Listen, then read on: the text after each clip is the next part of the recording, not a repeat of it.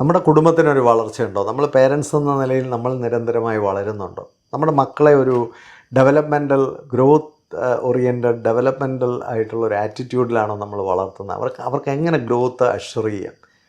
ഇത്തരം കാര്യങ്ങളൊക്കെയാണ് ഈ ഒരു വീഡിയോയിലൂടെ സംസാരിക്കാൻ ആഗ്രഹിക്കുന്നത്. പ്രത്യേകിച്ച് അധ്യാപകർക്ക്, മാതാപിതാക്കൾക്ക്, സമൂഹത്തിലെ എല്ലാത്തര വ്യക്തികൾക്കും ഈ വീഡിയോ പ്രയോജനകരമാകും. അവസാനം വരെ കാണുക. നല്ലതെങ്കിൽ മറ്റുള്ളവർക്കൂടെ ഒന്ന് ഷെയർ ചെയ്ത് കൊടുക്കാനും പ്രത്യേകം ശ്രദ്ധിക്കുക.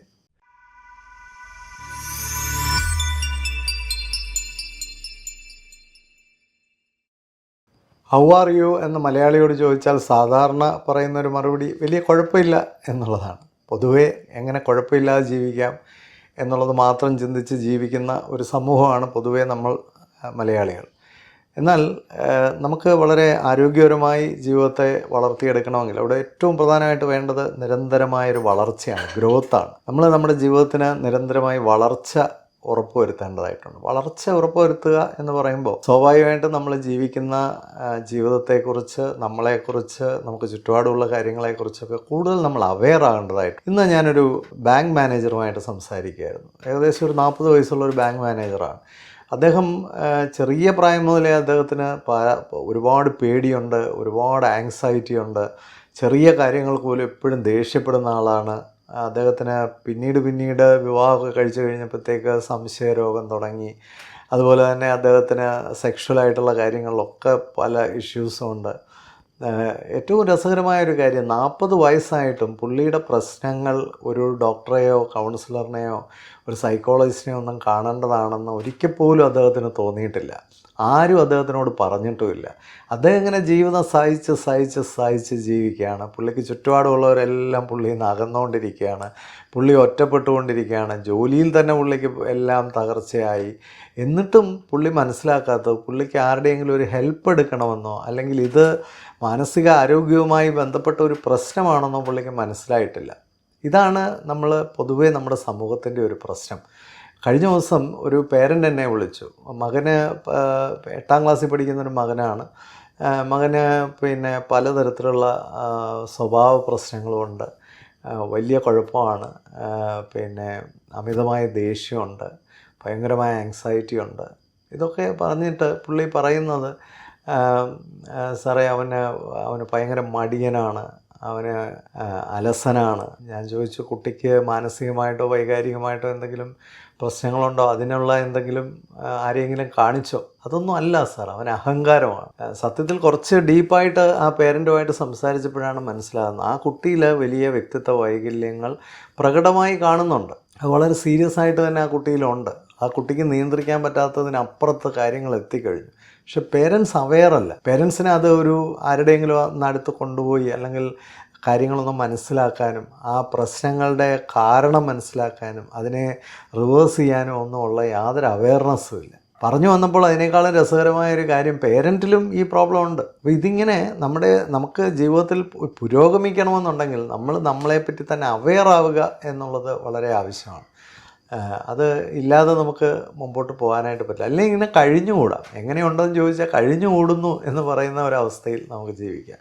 അപ്പോൾ എന്തായാലും പേരൻസ് ആയാലും കുട്ടികളായാലും നമുക്ക് വേണ്ടത് നിരന്തരമായ വളർച്ചയാണ്. എങ്ങനെയാണ് നമുക്ക് ഒരു ഗ്രോത്ത് അഷ്വർ ചെയ്യാനായിട്ട് സാധിക്കുന്നത്? അതിന് എന്തെല്ലാം ട്രെയ്റ്റ്സ് നമുക്ക് കൊണ്ടുവരണം, നമ്മുടെ മക്കളിൽ എന്തെല്ലാം ട്രെയ്റ്റ്സ് കൊണ്ടുവരണം, അതിനെക്കുറിച്ചാണ് ഈ വീഡിയോയിൽ കൂടുതലായിട്ട് സംസാരിക്കാൻ ആഗ്രഹിക്കുന്നത്. ഒന്നാമത്തെ കാര്യം, നമുക്ക് എന്താണ് വേണ്ടതെന്ന് നമ്മൾ തിരിച്ചറിയാം. നമുക്ക് എന്താണ് വേണ്ടത്, എനിക്കെന്താണ് വേണ്ടതെന്ന് അറിയാതെ നമ്മൾ ഏത് വഴി തിരഞ്ഞെടുക്കും, അതാണ് പ്രശ്നം. ഈ ആലീസ് ഇൻ വണ്ടർലാൻഡ് എന്ന് പറയുന്ന ഇതിൽ ഒരു രംഗമുണ്ട്.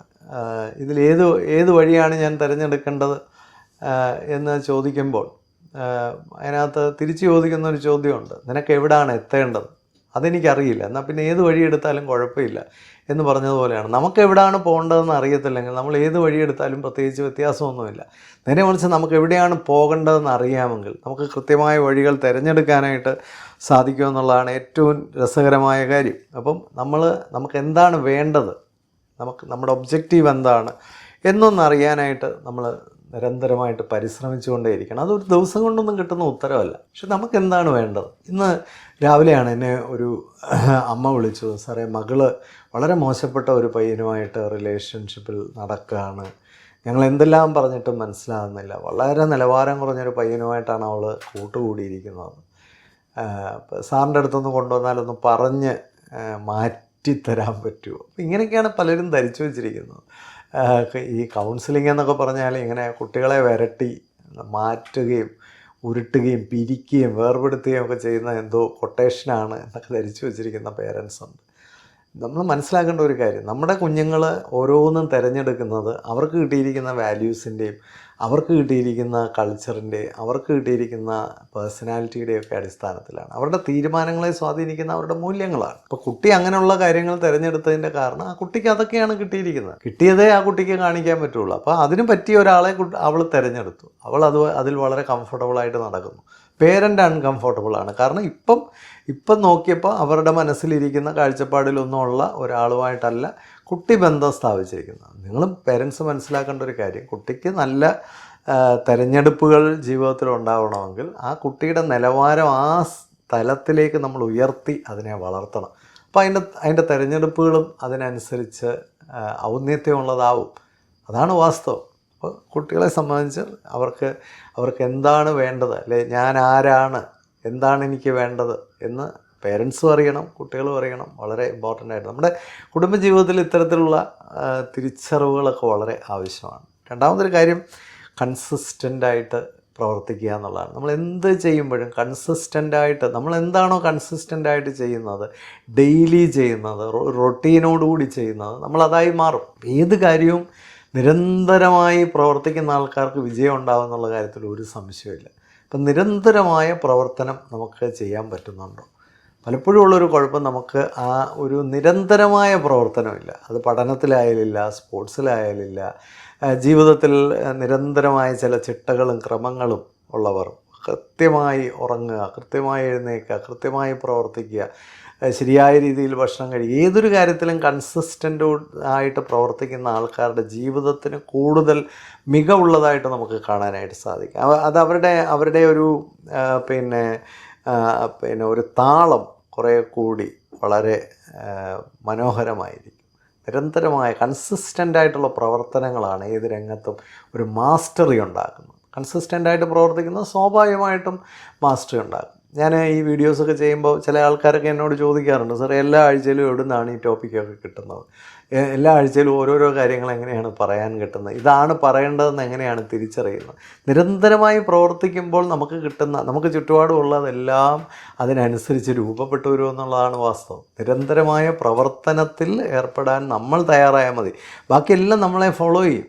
നിരന്തരമായിട്ട് പ്രവർത്തിക്കുന്നു. ഇപ്പോൾ നോക്കിയാൽ രാഷ്ട്രീയത്തിലൊക്കെ നിരന്തരമായി പ്രവർത്തിച്ച് നല്ല ഗ്രോത്ത് ഉള്ള ആൾക്കാർക്കൊക്കെ വിളിച്ച് സീറ്റ് കൊടുക്കുകയാണ്. ചിലരൊക്കെ സീറ്റിന് വേണ്ടി പുറകിന് നടക്കുകയാണ്. ആരാണ് ഈ പുറകിന് നടക്കേണ്ടി വരുന്നത്? ഒരു ക്വാളിറ്റി ഇല്ലാത്തവരാണ് പുറകിന് നടക്കേണ്ടത്. നേരെ മറിച്ച് ചിലയിടത്തൊക്കെ ഐഡൻറ്റിഫൈഡ് ആണ്. എന്താ കാര്യം? നിരന്തരമായ പ്രവർത്തനങ്ങളുള്ളവരാണ്. അവരെ മാറ്റി നിർത്താനായിട്ട് സാധിക്കില്ല.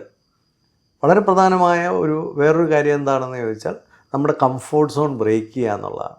നിങ്ങൾ ഡിഫിക്കൽട്ടായിട്ടുള്ള എന്തെല്ലാം കാര്യങ്ങൾ ഇന്ന് ചെയ്തു, അതാണ് ഏറ്റവും പ്രധാനമായ കാര്യം. നമുക്ക് ഈ കംഫോർട്ട് സോൺ ബ്രേക്ക് ചെയ്യണമെങ്കിൽ, അൺകംഫോർട്ടബിൾ ടെറൈനിൽ ഇറങ്ങി പ്രവർത്തിക്കണമെങ്കിൽ അത് ഒറ്റ ദിവസം കൊണ്ട് നടക്കുന്നൊരു കാര്യമല്ല. നമ്മൾ ഈ കംഫോർട്ട് സോണിലിരുന്നാൽ നമുക്കൊരു വിജയം ഉണ്ടാകത്തില്ല. നമുക്ക് അൺകംഫോർട്ടബിൾ ആയിട്ടുള്ള കാര്യങ്ങൾ ചെയ്യണം. നമുക്ക് ജീവിതത്തിൽ ടഫായിട്ടുള്ളത്, ചാലഞ്ചിങ് ആയിട്ടുള്ളത്, ഡിഫിക്കൽട്ടി ആയിട്ടുള്ള കാര്യങ്ങളൊക്കെ ഏറ്റെടുക്കുമ്പോഴാണ് നമ്മളൊരു മാസ്റ്ററിയിലേക്ക്, നമ്മളൊരു എക്സ്പേർട്ടൈസിലേക്ക്, നമ്മളൊരു കൺവിൻസിങ് ആയിട്ടുള്ള സക്സസ്സിലേക്കൊക്കെ വരുള്ളൂ. അപ്പോൾ സ്വാഭാവികമായിട്ട് നമ്മൾ അൺകംഫർട്ടബിളായിട്ടുള്ള കാര്യങ്ങൾ ഏറ്റെടുക്കാൻ നമ്മൾ തയ്യാറാണ്. കുട്ടികളൊക്കെ തന്നെ വളരെ കംഫർട്ടബിളായിട്ടിരുന്ന് കഴിഞ്ഞാൽ അവരുടെ ജീവിതത്തിൽ ഒരു വളർച്ച ഉണ്ടാവില്ല. പലപ്പോഴും എല്ലാം പേരൻസ് അങ്ങ് ചെയ്തു കൊടുക്കും. അവർക്കൊരു അൺകംഫർട്ടബിലിറ്റി അവർ എൻജോയ് ചെയ്യുന്നില്ല, ഒരു അൺകംഫർട്ടബിലിറ്റി അവർ നേരിടുന്നില്ല. അങ്ങനെയുള്ള കുട്ടികൾ ജീവിതത്തിൽ വിജയിക്കാനുള്ള സാധ്യതകൾ കുറവാണ്. എല്ലാ ദിവസവും അവർക്ക് കുറച്ച് ഡിഫിക്കൽറ്റികൾ കൊടുത്തുകൊണ്ടിരിക്കണം. എല്ലാ ദിവസവും നമ്മളോട് തന്നെ ചോദിക്കേണ്ട ഒരു ചോദ്യമാണ്, ഇന്ന് അൺകംഫർട്ടബിളായിട്ടുള്ള എന്തെല്ലാം കാര്യങ്ങൾ നിങ്ങൾ ചെയ്തു? ഇപ്പം ഞാൻ ഇന്ന് തന്നെ എൻ്റെ ലൈഫിലെ കാര്യം പറയാം. എനിക്ക് ചെയ്യാൻ ബുദ്ധിമുട്ടുള്ള, ഈ പ്രായത്തിലൊക്കെ ചെയ്യാൻ ബുദ്ധിമുട്ടുള്ള എന്തെങ്കിലും ഒരു കാര്യം ഞാൻ ഓരോ ദിവസവും ചെയ്തിരിക്കുക. അത് എന്തിനാണെന്ന് ചോദിച്ചാൽ, എന്നെ കുറച്ചുകൂടെ ഒന്ന് സ്ട്രെച്ച് ചെയ്യാൻ വേണ്ടിയാണ്. ഞാൻ കുറച്ചുകൂടെ ഒന്ന് ചലഞ്ച് ചെയ്യാൻ വേണ്ടിയാണ്. അത് അറിഞ്ഞുകൊണ്ട് തന്നെ കൊടുക്കുന്നൊരു കാര്യമാണ്. ചെയ്യാൻ ബുദ്ധിമുട്ടുള്ള അല്ലെ ചെയ്യാൻ പ്രയാസമുള്ള ഈ ഏജിൽ എനിക്ക് പറ്റത്തില്ല എന്ന് വിചാരിക്കുന്ന ഏതെങ്കിലും ഒരു കാര്യമെങ്കിലും ഓരോ ദിവസവും ചെയ്യാനായിട്ട് ഞാൻ ശ്രമിക്കാറുണ്ട്. അതിൻ്റെ വലിയൊരു ഗുണം എന്നാന്ന് ചോദിച്ചാൽ at the end of the day ഞാൻ തിരിഞ്ഞു നോക്കുമ്പോൾ ഐ ആം മോർ കോൺഫിഡൻറ്റ്. കുറച്ചുകൂടെ എനിക്കൊരു ധൈര്യവും സന്തോഷവും ഒക്കെ കിട്ടുന്നു. കുറച്ചുകൂടെ ഞാൻ ചെറുപ്പമാണ് എന്ന്, അല്ലെങ്കിൽ ഞാനൊരു ചലഞ്ച് എടുത്തു എന്നുള്ളതിൻ്റെയൊക്കെ ഒരു സാറ്റിസ്ഫാക്ഷൻ എനിക്ക് കിട്ടുന്നുണ്ട്. പേഴ്സണൽ ലൈഫിൽ ഇത് വളരെയധികം അഷ്വർ ചെയ്യേണ്ടതായിട്ടുണ്ട്. അത് മാതാപിതാക്കൾ അങ്ങനെയുള്ള കാര്യങ്ങളൊക്കെ ചെയ്യുന്നവരാണെങ്കിൽ കുട്ടികൾക്ക് അത് വലിയൊരു ലേണിംഗ് ആയിരിക്കും, ഒരു സംശയമില്ല. അതുപോലെ വളരെ പ്രധാനമായിട്ടുള്ളൊരു കാര്യമാണ് പുതിയ പുതിയ കാര്യങ്ങൾ പഠിക്കുക, അപ്ഡേറ്റഡ് ആകുക. ഈ കാലഘട്ടത്തിൽ ഒന്നിൽ അപ്ഡേറ്റഡ് ആകുക അല്ലെ ഔട്ട്ഡേറ്റഡ് ആകുക എന്നുള്ളത് മാത്രമാണ് ഈ കാലഘട്ടത്തിലെ ഫിലോസഫി. അത്രയേ ഉള്ളൂ. പുതിയ കാര്യങ്ങൾ പഠിക്കാനും മനസ്സിലാക്കാനും നിരന്തരമായിട്ട്, നിങ്ങൾ എന്തെങ്കിലും പഠിച്ചൊരു ദിവസം വേസ്റ്റഡ് അല്ല. എന്തെങ്കിലും ഒരു പുതിയ കാര്യം വായിക്കുകയോ പഠിക്കുകയോ മനസ്സിലാക്കുകയോ അറിയുകയോ ചെയ്ത ദിവസം നിങ്ങൾക്ക് ഒരു തരത്തിലും നഷ്ടമല്ല. ചിലപ്പോഴൊക്കെ കുട്ടികൾ ചോദിക്കാറുണ്ടല്ലേ, പേരൻസൊക്കെ ചോദിക്കാറുണ്ട്, ഇതൊക്കെ എന്തിനാണ് പഠിക്കുന്നത്, ഇതൊക്കെ പഠിച്ചുകൊണ്ട് വല്ല ഗുണമുണ്ടോ? എന്ത് കാര്യത്തിനും ഒരു ഗുണം. ആ ഗുണം എപ്പോഴാണ് വരുന്നതെന്നൊന്നും നമുക്ക് മനസ്സിലാവില്ല. ലൈഫിലെ ലേണിങ്ങിൻ്റെ ഒരു പ്രത്യേകത, ഇത് ലേൺ ചെയ്തതിൻ്റെ ഗുണങ്ങൾ പലപ്പോഴും വളരെ ലേറ്റായിട്ടായിരിക്കും നമുക്ക് മനസ്സിലാക്കുന്നത്. അപ്പോൾ എല്ലാ കാര്യങ്ങളും ലേൺ ചെയ്യാനായിട്ട് ശ്രമിക്കുക. ഇപ്പോൾ അറിയാത്ത അറിവുള്ള ആൾക്കാരിൽ നിന്ന് കാര്യങ്ങൾ മനസ്സിലാക്കുക, മറ്റുള്ളവർ പറയുന്ന കാര്യങ്ങളൊക്കെ ഒന്ന് ശ്രദ്ധിക്കുക. Listening is very important. ലേണിങ്ങിൻ്റെ ഏറ്റവും വലിയൊരു കാര്യമാണ് ലിസണിങ് എന്ന് പറയുന്നത്.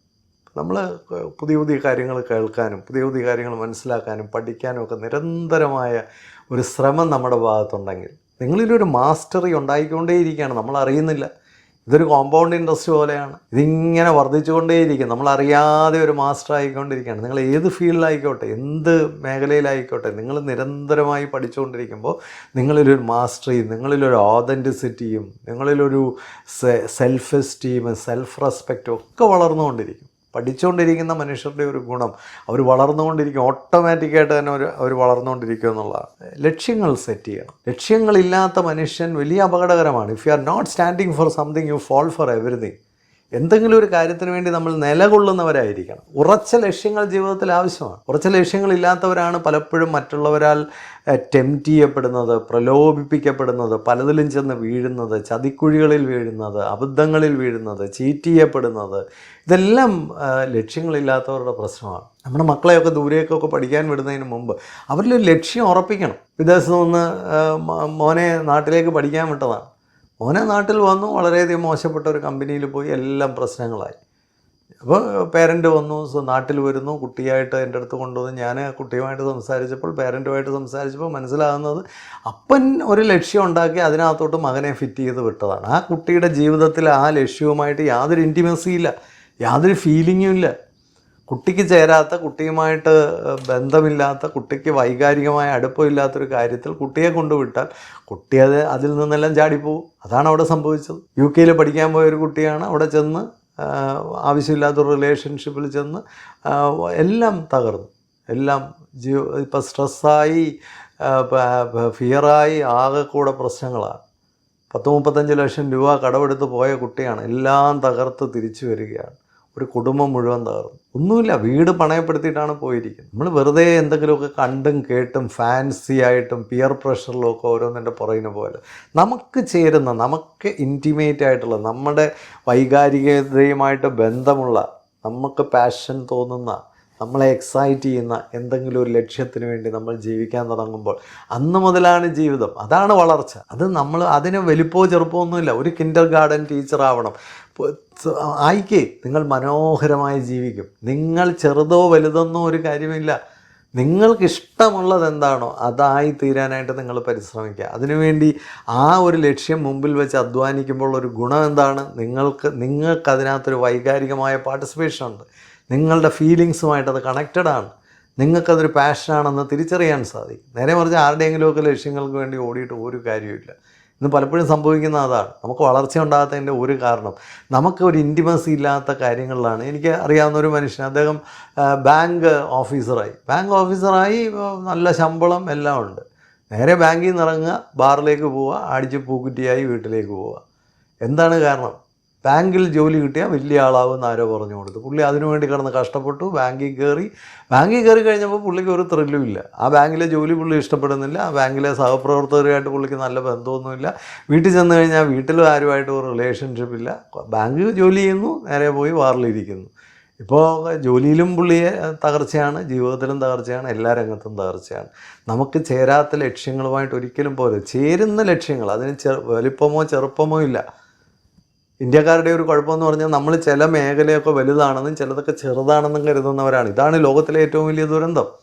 നമുക്കിഷ്ടമുള്ളത് എന്താണോ അത് തിരഞ്ഞെടുക്കുക. അതിൽ നിന്ന് കിട്ടുന്ന ചെറിയ വരുമാനത്തിന് പോലും ഈ നമുക്കിഷ്ടമില്ലാത്തതിൽ നിന്ന് കിട്ടുന്ന വലിയ വരുമാനത്തിനും വലിയ സ്റ്റാറ്റസിനേക്കാളുമൊക്കെ ആന്തരികമായ സുഖം നിങ്ങൾക്ക് ലഭിക്കും.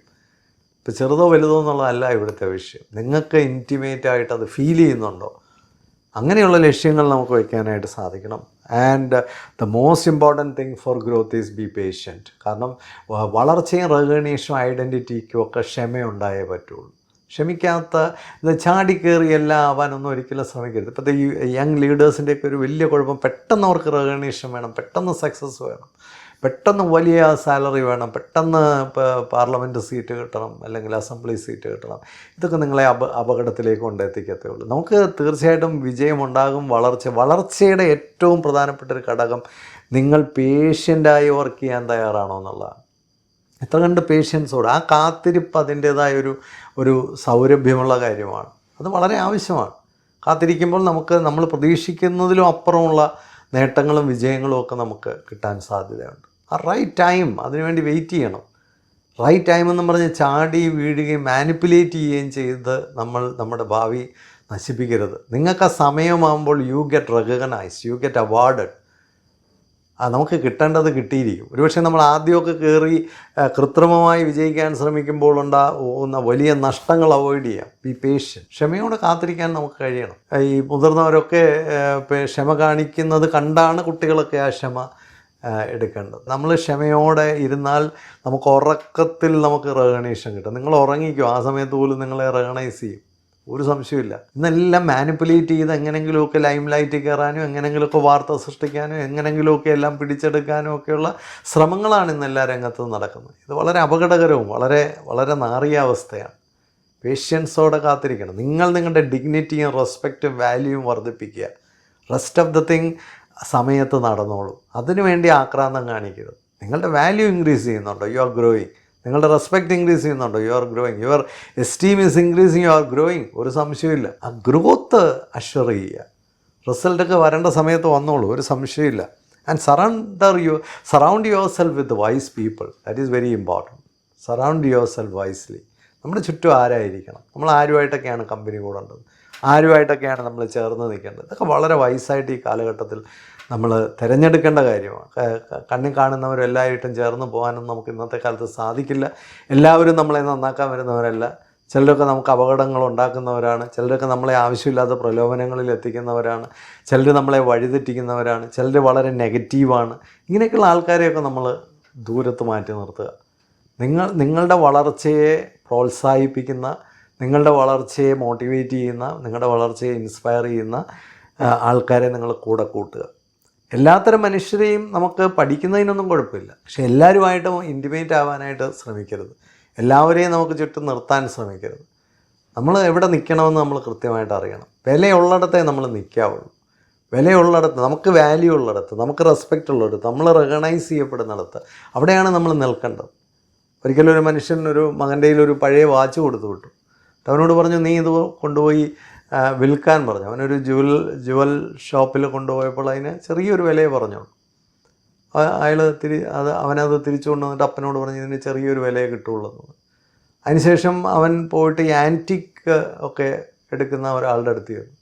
അയാൾ വളരെ വലിയൊരു വിലയാണ് അതിന് പറഞ്ഞത്. ആ മകനോട് അപ്പൻ ചോദിച്ചത്, നിനക്കിപ്പോൾ എന്താണ് മനസ്സിലായത്? ഒരു സാധനം അതിൻ്റെ കൃത്യമായ സ്ഥലത്ത് എത്തിക്കുമ്പോൾ മാത്രമേ അതിന് കൃത്യമായ വില കിട്ടുള്ളൂ. അപ്പോൾ നമ്മൾ എവിടെ നിൽക്കുന്നു എന്നുള്ളത് വളരെ പ്രധാനമാണ്. നമ്മൾ കൃത്യമായ വില ഉള്ളിടത്ത് നമുക്ക് നിൽക്കാൻ പഠിക്കണം. അങ്ങനെയുള്ള സ്ഥലങ്ങൾ നമ്മൾ കണ്ടെത്തണം, അങ്ങനെയുള്ള ആൾക്കാരെ നമ്മൾ കണ്ടെത്തണം. എവിടെ പൊസിഷൻ ചെയ്യുന്നു എന്നുള്ളത് വളരെ ഇമ്പോർട്ടൻ്റ് ആയിട്ടുള്ളൊരു കാര്യമാണ്. And very important thing is reflect often. നമ്മൾ ഇടയ്ക്കിടയ്ക്ക് നമ്മളെ ഒന്ന് റിഫ്ലക്റ്റ് ചെയ്ത് നോക്കണം, നമ്മളെ ഒന്ന് ഇവാലുവേറ്റ് ചെയ്ത് നോക്കണം. നമ്മളുടെ ആ യാത്രയിൽ നമ്മുടെ ഗ്രോത്ത് സംഭവിക്കുന്നുണ്ടോ, നമ്മളുടെ വളർച്ച സംഭവിക്കുന്നുണ്ടോ, നമ്മൾ ഇമ്പ്രൂവ് ആകുന്നുണ്ടോ, നമ്മൾ അപ്ഡേറ്റഡ് ആകുന്നുണ്ടോ, നമ്മളെ ലക്ഷ്യത്തിലേക്ക് അടുത്തുകൊണ്ടിരിക്കുകയാണോ. ഇടയ്ക്കിടയ്ക്ക് നമ്മളൊന്ന് ടെസ്റ്റ് ചെയ്ത് നോക്കിക്കൊണ്ടേ ഇരിക്കണം. നമുക്ക് നല്ല സുഹൃത്തുക്കളുണ്ടെങ്കിൽ അവരോടൊക്കെ ചോദിക്കണം, ഫീഡ്ബാക്കുകൾ എടുക്കണം. നമുക്ക് നമ്മുടെ കൊളീഗ്സിൻ്റെ അടുത്തും നമ്മളുടെ ഏറ്റവും ഇൻറ്റിമേറ്റ് ആയിട്ടുള്ള ആൾക്കാരുടെ അടുത്തുമൊക്കെ നമ്മൾ ഫീഡ്ബാക്കുകൾ എടുക്കണം. എവിടെ നിൽക്കുന്നു നമ്മളെന്നുള്ളത് വളരെ പ്രധാനമായൊരു കാര്യമാണ്. ചിലതൊക്കെ നമ്മളെ ലിഫ്റ്റ് ചെയ്യുന്നതാണ്, ചിലതൊക്കെ നമ്മളെ ലിമിറ്റ് ചെയ്യുന്നതാണ്. ആ ലിഫ്റ്റ് ചെയ്യുന്ന കാര്യങ്ങളെ കൂടുതൽ കൂട്ടണം. ചിലതൊക്കെ നമ്മളിങ്ങനെ സൂചിപ്പിക്കാനൊക്കെ ഒരുപാട് പേര് വരും. ഇപ്പോഴത്തെ നേതാക്കന്മാരുടെ എല്ലാം കുഴപ്പം ഈ സൂചിപ്പിക്കുന്നവരെയാണ് ഇഷ്ടം. അവരെ ചുറ്റും നിർത്തിക്കഴിഞ്ഞാൽ നിങ്ങൾക്ക് ഒരു ഇവാലുവേഷനും ഉണ്ടാവില്ല, നിങ്ങൾക്കൊരു വാലിഡേഷനും കിട്ടത്തില്ല, നിങ്ങൾക്കൊരു ഫീഡ്ബാക്കും കിട്ടത്തില്ല. അവർ നിങ്ങളെ സൂചിപ്പിക്കും, നിങ്ങൾ എന്തോ ഭയങ്കരമാണെന്ന് നിങ്ങൾ വിചാരിക്കും. അങ്ങനെയുള്ളവരാണ് ആത്യന്തികമായി തകർന്നു പോകുന്നത്. നമുക്ക് നല്ലൊരു ക്രിറ്റിക്ക് വേണം, നമ്മളെ ക്രമീകരിക്കാൻ, നമ്മളെ കറക്റ്റ് ചെയ്യാൻ, നമുക്ക് നല്ല ഫീഡ്ബാക്ക് തരാൻ, നമ്മളെ ക്രിട്ടിക്കലായിട്ട് അനലൈസ് ചെയ്യാനൊക്കെ പറ്റുന്ന ആൾക്കാർ നമുക്ക് ചുറ്റും ഉണ്ടായിരിക്കണം. പറ്റുമെങ്കിൽ നമുക്കൊരു മെൻറ്ററോ ഗുരുവോ ഉണ്ടായിരിക്കുന്നത് ഏറ്റവും നന്നായിരിക്കും. ഏത് കാര്യത്തിനും ഒന്ന് വാലിഡേറ്റ് ചെയ്യാനത് നമ്മളെ സഹായിക്കും. അപ്പോൾ ഇടയ്ക്കിടയ്ക്ക് നമ്മൾ ഒന്ന് റിഫ്ലക്റ്റ് ചെയ്ത് നോക്കേണ്ടത് വളരെ ആവശ്യമാണ്. And take responsibility of your growth and learning. നമ്മളുടെ വളർച്ചയും നമ്മുടെ ഉയർച്ചയും നമ്മുടെ പഠനവുമൊക്കെ നമ്മുടെ മാത്രം ഉത്തരവാദിത്തമാണ്. പലരും ഈ ബ്ലെയിം ചെയ്യുന്നവർ, ഞാൻ അങ്ങനെ ആ സാഹചര്യം വന്നുകൊണ്ടാണ് സാർ എനിക്ക് വളരാൻ പറ്റാതെ, ഇങ്ങനെ സംഭവിച്ചുകൊണ്ടാണ് എൻ്റെ ഭാര്യ കാരണമാണ്, എൻ്റെ മക്കൾ കാരണമാണ്, ഭർത്താവ് കാരണമാണ്, ഇങ്ങനെ മറ്റുള്ളവരെ ബ്ലെയിം ചെയ്ത് ജീവിക്കുന്ന ഒരുപാട് മനുഷ്യരുണ്ട്. അവർ ഗ്രോ ചെയ്യില്ല. Those people who often complain they never grow. ഒരിക്കലും അവർ വളരില്ല. True people take charge of the situation, they take the responsibility of their growth. എൻ്റെ വളർച്ചയുടെ ഉത്തരവാദിത്തം എൻ്റെ മാത്രമാണ്. വീട്ടിൽ എന്തെല്ലാം പ്രശ്നങ്ങളുണ്ടെങ്കിലും ഓർഗനൈസേഷനിൽ എന്തെല്ലാം പ്രശ്നങ്ങളുണ്ടെങ്കിലും അതൊന്നും നമ്മളെ പേഴ്സണലി ബാധിക്കേണ്ട കാര്യമില്ല. നമുക്ക് ഇപ്പോൾ ഒരു മോശപ്പെട്ട ഓർഗനൈസേഷനാണ് നിങ്ങൾ ജോലി ചെയ്യുന്നതെന്നുള്ളത് കൊണ്ട്, ഒരു മോശപ്പെട്ട സ്കൂളിലാണ് പഠിക്കുന്നത്, അല്ലെങ്കിൽ മോശപ്പെട്ട ഒരു കോളേജിലാണ് പഠിക്കുന്നത്, അതുകൊണ്ട് നിങ്ങൾ വളരാതിരിക്കേണ്ട കാര്യമില്ല. അതൊക്കെ നമുക്ക് ഉപയോഗപ്പെടുത്താം. ആ ഒരു കെയോസിനെ പോലും നമുക്ക് ഉപയോഗപ്പെടുത്താം. വളരെ അൺസ്ട്രക്ചേർഡ് ആയിട്ടുള്ള ഒരു സാഹചര്യത്തിൽ നമുക്ക് വലിയ സാധ്യതകളാണ്. കാരണം എങ്ങനെയൊക്കെ മോശമാകരുതെന്നെങ്കിലും അതൊക്കെ കണ്ട് നമുക്ക് പഠിക്കാനായിട്ട് വരും. ഞാൻ പലപ്പോഴും എൻ്റെ മക്കളോടൊക്കെ പറയാറുണ്ട്, നല്ല ക്ലാസ്സും അറ്റൻഡ് ചെയ്യണം, മോശം ക്ലാസ്സും അറ്റൻഡ് ചെയ്യണം. നല്ല ക്ലാസ് അറ്റൻഡ് ചെയ്യുമ്പോൾ നിങ്ങൾ ഗ്രോ ചെയ്യുന്നു, നിങ്ങൾ ലേൺ ചെയ്യുന്നു. മോശം ക്ലാസ് അറ്റൻഡ് ചെയ്യുമ്പോൾ ഏതെല്ലാം തരത്തിലാണ് മോശം ക്ലാസ്സുകൾ ഉണ്ടാകുന്നതെന്ന് പഠിക്കുക. നിങ്ങളുടെയെങ്കിലും ജീവിതത്തിൽ അത്തരം ക്ലാസ്സുകൾ ഉണ്ടാവാതിരിക്കട്ടെ. നിങ്ങൾ നാളെ ആരെയെങ്കിലും പഠിപ്പിക്കുമ്പോഴോ, നിങ്ങൾ നാളെ ആർക്കെങ്കിലും എന്തെങ്കിലും പറഞ്ഞു കൊടുക്കുമ്പോഴോ ഈ മോശം രീതികൾ അവലംബിക്കാതിരിക്കാൻ ഇത്തരം കാര്യങ്ങളിൽ നിന്നൊക്കെ എന്ത് പഠിക്കാം? അത് വളരെ പ്രധാനമായിട്ടൊരു കാര്യമല്ലേ. ഇപ്പോൾ അധ്യാപകർക്കൊക്കെ ഏറ്റവും പ്രധാനമായിട്ട് വേണ്ടതാണ് ഈ റൂൾസ് ഫോർ ഗ്രോത്ത്. ഇന്നിപ്പോൾ നമ്മൾ സംസാരിക്കുന്ന ഈ വീഡിയോ അധ്യാപകർക്ക് കൃത്യമായിട്ടും പഠിച്ചിരിക്കേണ്ട ഒരു കാര്യമാണ്. നമ്മുടെ റെസ്പോൺസിബിലിറ്റിയാണ്. നമുക്ക് സ്കൂൾ അങ്ങനെയാണ്, അതുകൊണ്ടാണ് എനിക്ക് കുട്ടികളെ, സിലബസ് അങ്ങനെയാണ്, അതൊന്നും പറഞ്ഞിട്ട് കാര്യമില്ല. നമ്മളുടെ ഉത്തരവാദിത്വമാണ്. നമ്മുടെ ക്ലാസ്സിലുള്ള ഓരോ കുട്ടിയും നമ്മുടെ ഉത്തരവാദിത്വമാണ്. അതിനി എന്തെല്ലാം തടസ്സങ്ങളുണ്ടെങ്കിലും എൻ്റെ ഉത്തരവാദിത്വമാണ്. ആ തരത്തിലേക്ക് നമ്മൾ ഉയരുമ്പോഴാണ്, that is what is leadership. Weak people they always blame, true people take charge of the situation. നമ്മുടെ ഉത്തരവാദിത്തം ഏറ്റെടുക്കുക. നമ്മുടെ വളർച്ചയുടെയും നമ്മുടെ കരിയറിൻ്റെയും നമ്മുടെ ജീവിതത്തിൻ്റെയും ഒക്കെ റെസ്പോൺസിബിലിറ്റി നമ്മുടേതാണ്. കഴിഞ്ഞ ദിവസം ഒരു പേരൻ്റ് എന്നോട് പറഞ്ഞ പോലെ, സാറേ ഞങ്ങൾക്ക് രണ്ടുപേർക്കും സമയമില്ല, അതുകൊണ്ട് ഞങ്ങൾ കുട്ടികളുടെ കാര്യത്തിൽ അധികം ഒന്നും ഞങ്ങൾ ഇടപെട്ടില്ല. ഞാൻ പറഞ്ഞു, കുട്ടികളുടെ കാര്യത്തിൽ ഇടപെട്ടില്ലെങ്കിൽ ഇനിയും കുട്ടികളെ നേരെയാക്കാനായിട്ട് പോകാതെ അവരെ എങ്ങനെ ഇരിക്കുന്നോ ആ രീതിയിൽ അങ്ങ് വിട്ടേക്കുക. നമുക്ക് സമയമില്ല, പക്ഷേ നമ്മൾ ആഗ്രഹിക്കുന്ന പോലെല്ലാം കുട്ടികൾ വരണമെന്ന് പറഞ്ഞാൽ നടക്കില്ല. നിങ്ങൾ ആഗ്രഹിക്കുന്ന പോലെ കുട്ടികൾ വരണമെങ്കിൽ നിങ്ങൾ അതിനുവേണ്ടി ഒരുപാട് എഫേർട്ടുകൾ ആദ്യം ഇട്ടിരിക്കണം. അപ്പോഴാണ് നിങ്ങൾക്ക് അതിനുള്ള അവകാശം ഉണ്ടാകുന്നത്. നിങ്ങളിട്ട എഫേർട്ടുകളെ നിങ്ങൾക്ക് പ്രതീക്ഷിക്കാൻ വകയുണ്ട്. നിങ്ങളൊരു എഫേർട്ട് ഇട്ടില്ലെങ്കിൽ നിങ്ങൾക്ക് ഒരു പ്രതീക്ഷയ്ക്കും വകയില്ല. പിന്നെ കുട്ടികളെ അവരുടെ വഴിക്ക് വിട്ടുകൊടുക്കുക. ഇതങ്ങനെയല്ല. കുട്ടികൾ പ്രായമായി കഴിയുമ്പോഴാണ്, അവരുടെ പ്രശ്നങ്ങളിലൊക്കെ പോയി ഇടപെടുമ്പോഴാണ് മനസ്സിലാകുന്നത് നമ്മുടെ മനസ്സിലിരിക്കുന്ന പോലെയൊന്നുമല്ല കുട്ടികൾ. അത് നിങ്ങൾക്ക് അതിനകത്ത് യാതൊരു സേവുമില്ല. You have already lose the game. പിന്നെ ഇനി അതിനകത്ത് പറഞ്ഞിട്ട് കാര്യമില്ലല്ലോ. And finally stay humble.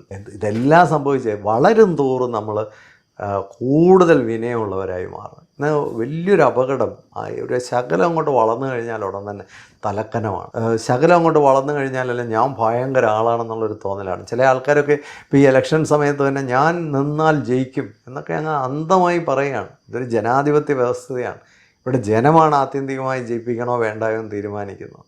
എനിക്ക് ശേഷം പ്രളയം, ഞാനല്ലെങ്കിൽ ഇവിടെ ഈ പാർട്ടി ജയിക്കില്ല, ഞാനല്ലെങ്കിൽ എന്തോ വലിയ കുഴപ്പം വരും, ഇങ്ങനെ ധരിക്കുന്ന ധാരാളം മനുഷ്യരുന്നുണ്ട്. അതൊരു വൈകല്യമാണ്. നമ്മൾ ശരിക്കും വളർന്നു ഉയർന്നു എന്നുള്ളതിൻ്റെ ഏറ്റവും വലിയ ഐഡൻറ്റിറ്റി എന്താണെന്ന് ചോദിച്ചാൽ ഹ്യൂമിലിറ്റിയാണ്. നമുക്ക് വിനയമുണ്ടോ? നമ്മൾ പഴുത്ത് നിൽക്കുന്ന അല്ലെങ്കിൽ വിളഞ്ഞ മാങ്ങ നിറഞ്ഞ് നിൽക്കുന്ന ഒരു മാവിലേക്ക് നോക്കിയാൽ ആ മാവ് ഭൂമിയിലേക്ക് കുനിഞ്ഞാണ് നിൽക്കുന്നത്. നമ്മൾ പാടത്തേക്ക് നോക്കിയാൽ നെൽക്കതിർ നിറഞ്ഞു നിൽക്കുന്ന ഒരു പാടം, ആ നെൽക്കതിരുകളെല്ലാം താഴേക്ക് കുനിഞ്ഞാണ് നിൽക്കുന്നത്. രണ്ട് കാര്യങ്ങൾ അവിടെയുണ്ട്. ഒന്ന്, ആ മാങ്ങയും ആ നെൽക്കതിരും ഒന്നും അതെടുക്കുന്നില്ല, അത് ആസ്വദിക്കുന്നില്ല, അത് തിന്നുന്നില്ല, അത് ലോകത്തിന് കൊടുക്കാനുള്ളതാണ്. രണ്ട്, അത് വളരെ വിനയത്തോടെ താഴോട്ട് ചാഞ്ഞാണ് നിൽക്കുന്നത്. അപ്പം നിറയും തോറും കുനിഞ്ഞും ചാഞ്ഞും വിനയത്തോടെയും നിൽക്കുന്ന ഒരു അവസ്ഥയാണ് പ്രകൃതിക്ക് പോലും ഉള്ളത്. ഇത് മനുഷ്യന് പഠിക്കാൻ കഴിയുന്നില്ലെന്നുള്ളതാണ് അപകടം. മനുഷ്യനങ്ങ് ഭയങ്കരമായ എന്തോ വലിയ ആളാണെന്നുള്ള രീതിയിലൊക്കെയാണ് ജീവിക്കുക. ചില ആൾക്കാരൊക്കെ അങ്ങ് ഞാൻ വലിയ സെലിബ്രിറ്റി ആണെന്ന് ചിന്തിച്ചാണ് ജീവിക്കുന്നത് തന്നെ. എനിക്ക് എൻ്റെ ഫേസ്ബുക്കിലൊക്കെ ചില വലിയ സെലിബ്രിറ്റി ഫ്രണ്ട്സൊക്കെ ഉണ്ട്. അവർക്ക് ലൈക്ക് അങ്ങോട്ട് കിട്ടൽ മാത്രമേ ഉള്ളൂ. നല്ല ഒരു പോസ്റ്റിൽ പോലും അവരൊരു കമൻറ്റോ ഒരു ലൈക്കോ ഒന്നും അവർ ചെയ്യത്തില്ല. അവരെന്തോ വലിയ പ്രത്യേകതരം ജീവികളാണെന്ന് വെച്ചാൽ സത്യത്തിൽ പുച്ഛമാണ് ഇവരെക്കുറിച്ചൊക്കെ തോന്നുന്നത്. പിന്നെ ഞാൻ ഇവരെയൊക്കെ ഇതിനകത്ത് നിലനിർത്തും. എന്തിനാണെന്ന് ചോദിച്ചാൽ അവർക്കൊക്കെ കുറച്ച് വിവരമുള്ളവരാണ്. അതുകൊണ്ട് അവരെഴുതുന്നതൊക്കെ നമുക്ക് വായിക്കുകയും പഠിക്കുകയും ചെയ്യാം. അതുകൊണ്ട് നിലനിർത്തുന്നതാണ്. പക്ഷേ ഒരു ബേസിക് ആയിട്ടുള്ള ഒരു ലീഡർഷിപ്പ് ക്വാളിറ്റി അവർക്കില്ല. അവർക്കൊരു ഹ്യൂമിലിറ്റി ഇല്ല. അപ്പോൾ നമ്മുടെ സമൂഹത്തിൽ ഈ സെലിബ്രിറ്റി എന്നൊക്കെ പറഞ്ഞ് പ്രത്യേകം കുറേ ആൾക്കാരുടെ അതിലൊരാളായി മാറാനൊന്നും അല്ല ആഗ്രഹിക്കുന്നത്. നിങ്ങളൊരു ട്രൂ ഹ്യൂമൻ ആകാൻ ശ്രമിക്കുമ്പോഴാണ് നിങ്ങൾ വളരുന്നത്. നിങ്ങൾ വളർന്നു എന്നുള്ളതിൻ്റെ ഏറ്റവും വലിയ അടയാളം എന്താണെന്ന് ചോദിച്ചാൽ നിങ്ങൾ എത്ര കണ്ട് വിനയമുള്ള ആളാണ് എന്നുള്ളതാണ്. കഴിഞ്ഞ ദിവസം ഇലക്ഷൻ്റെ കാൻഡിഡേറ്റ്സിനെയൊക്കെ തീരുമാനിച്ചപ്പോൾ ഡോക്ടർ SS ലാലിൻ്റെ ഒരു റൈറ്റപ്പ് ഞാൻ വായിക്കുകയായിരുന്നു. ഡോക്ടർ SS ലാൽ എത്രയോ ഉന്നതമായി രാജ്യാന്തര രംഗത്ത് ആരോഗ്യരംഗത്ത് പ്രവർത്തിച്ച വളരെ ഉന്നതനായ മനുഷ്യൻ. അദ്ദേഹത്തിന് സീറ്റ് കൊടുക്കുമെന്ന് പ്രതീക്ഷിച്ചു, കൊടുത്തില്ല. പക്ഷേ അദ്ദേഹം പറഞ്ഞത് അതല്ല, ഒരു ജനാധിപത്യ രാജ്യത്ത് രാഷ്ട്രീയം എന്ന് പറയുന്നത് സീറ്റ് കിട്ടുന്നതല്ല. തൻ്റെ ആശയങ്ങൾക്ക് വേണ്ടിയും തൻ്റെ കാഴ്ചപ്പാടുകൾക്ക് വേണ്ടിയും താൻ നിൽക്കുന്ന പാർട്ടിക്ക് വേണ്ടിയുമൊക്കെ വളരെ കഷ്ടപ്പെട്ട് അധ്വാനിച്ച് അവരെ വിജയത്തിലെത്തിക്കുക, അതാണ് പ്രധാനം. നമ്മുടെ മുതിർന്ന നേതാക്കന്മാർക്ക് പലർക്കും മനസ്സിലാകാത്തൊരു കാര്യം അതായിരുന്നു. അവരൊക്കെ നിന്നില്ലെങ്കിൽ എന്തോ ലോകം അവസാനിക്കുമെന്ന്. മുതിർന്ന നേതാക്കന്മാരൊക്കെ ചെയ്യേണ്ടത് എന്താ? ചെറുപ്പക്കാരായ കുട്ടികളെയൊക്കെ അങ്ങോട്ട് പിടിച്ച് ഇലക്ഷൻ നിർത്തിയിട്ട് ഫ്രണ്ടിൽ നിന്ന് അവരെ ജയിപ്പിച്ച് കൊടുക്കണം. അതാണ് കഴിവെന്ന് പറയുന്നത്. അല്ല മൂത്ത് നരച്ച് 90 വയസ്സായവനെല്ലാം ഇലക്ഷൻ കളിക്കാനായിട്ട് ഇറങ്ങിയിരിക്കുന്നത്. ആലോചിച്ച് നോക്കി, എന്തൊരു ദുരന്തമാണ്. True leaders create more leaders. നിങ്ങൾ ശരിക്കും ഒരു ലീഡറാണെന്നുണ്ടെങ്കിൽ, നിങ്ങൾ ശരിക്കും ലേൺ ചെയ്തിട്ടുണ്ടെങ്കിൽ, you will be more humble, you create more leaders. നിങ്ങൾ ചെറുപ്പക്കാരായ ആൾക്കാരെയൊക്കെ വിളിച്ച് സീറ്റ് കൊടുത്ത് അവരെ ഫ്രണ്ടിൽ നിന്ന് അവർ ജയിച്ചു എന്ന് ഉറപ്പ് വരുത്തും. ഇതിനെയാണ് ലീഡേഴ്സ് എന്ന് പറയുന്നത്. ആ നിലവാരമുള്ള ഒരുത്തരുമില്ല നമ്മുടെ സമൂഹത്തിൽ. അതൊക്കെയാണ് ഇന്നത്തെ ലോക ദാരിദ്ര്യം എന്ന് പറയുന്നത്. നമ്മുടെ കുഞ്ഞുങ്ങളും നമ്മുടെ സമൂഹമെങ്കിലും അതിൽ നിന്നൊന്ന് മാറ്റം വരട്ടെ. അതിനുവേണ്ടിയാണ് ഈ വീഡിയോ. ഇത് ഇഷ്ടപ്പെട്ടെങ്കിൽ മറ്റുള്ളവർക്ക് കൂടെ ഒന്ന് ഷെയർ ചെയ്ത് കൊടുക്കുക. പ്രത്യേകിച്ച് അവധിക്കാലമാണ്, സ്കൂളൊക്കെ അടയ്ക്കുന്നു. അധ്യാപകരൊക്കെ നന്നായിട്ട് പരിശീലിക്കപ്പെടുന്നുണ്ടോ എന്ന് ഉറപ്പ് വരുത്തുക. അധ്യാപകരൊക്കെ ഇത്തരം വീഡിയോകളൊക്കെ നിരന്തരമായിട്ട് കാണുന്നതൊക്കെ വളരെ നന്നായിരിക്കും. അധ്യാപകർക്കൊക്കെ നിരന്തരമായ പരിശീലനങ്ങൾ ഈ അവധിക്കാലത്തൊക്കെ ആവശ്യമാണ്. നിങ്ങളുടെ മക്കളൊക്കെ പഠിക്കുന്ന സ്കൂളിൽ അധ്യാപകർക്ക് നല്ല പരിശീലനങ്ങൾ കിട്ടുന്നുണ്ടെന്ന് ഉറപ്പ് വരുത്തുക. ഇല്ലെങ്കിൽ നിങ്ങളുടെ കുഞ്ഞുങ്ങളുടെ നിലവാരം വളരെ തുച്ഛമായി പോവും, ദരിദ്രമായി പോവും, ഒരു സംശയമില്ല. അപ്പോൾ അതുകൊണ്ട് ഇതിലൊക്കെ ശ്രദ്ധ കേന്ദ്രീകരിക്കുക. കാരണം നമ്മൾ ആഗ്രഹിക്കുന്ന സമൂഹത്തെ സൃഷ്ടിച്ചെടുക്കുന്നതിൽ നമുക്കെല്ലാം ഒരു പങ്കാളിത്തവും ഉത്തരവാദിത്വവും ഉണ്ടെന്നുള്ളത് ആരും മറന്നു പോകരുത്. എല്ലാവർക്കും ആശംസകൾ. Happy living.